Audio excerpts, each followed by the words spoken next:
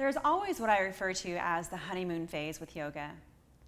Often there is an immediate, palpable spark to our overall sense of well-being just from taking the first step into doing something beneficial for ourselves. It is not out of the norm to have a positive shift in the way we feel with just those first couple of sessions of moving and breathing. This practice does so much for our minds and bodies, yet if we zoom way out, we see that there is something bigger at play. When yoga is approached as an embodied practice of mindful awareness, the transformation we experience reaches far beyond the boundaries of our skin. Yoga and mindfulness cultivate our ability to be aware of our thoughts along with the varying sensations from inside and outside the body. From this seat of observation, we gain a clear sense of self. We learn the difference between automatic pilot and intentional ways of being. As we become aware of habitual thoughts, beliefs, and perceptions, along with the practice of choosing new behaviors, we wire new neural connections.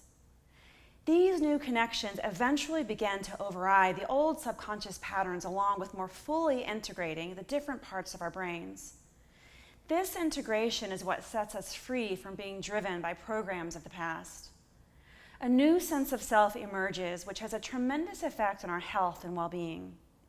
The very same mechanism that creates a new sense of self opens the door to more meaningful connections with others.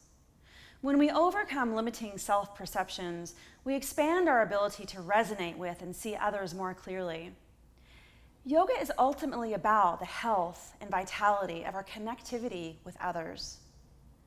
We have an amazing mirror neuron system in our brains that allows us to sense the intention and state of being of another. When our brains are fully integrated and healthy, we can actually feel the emotions of someone else while not making it about us, resulting in our ability to relay empathy and compassion.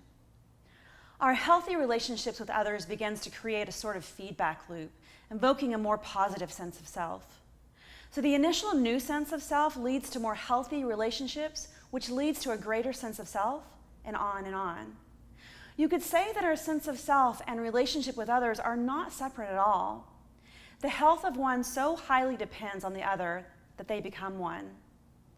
Wherever this path of yoga and mindfulness takes you, at some point you may wonder how the practice is serving you.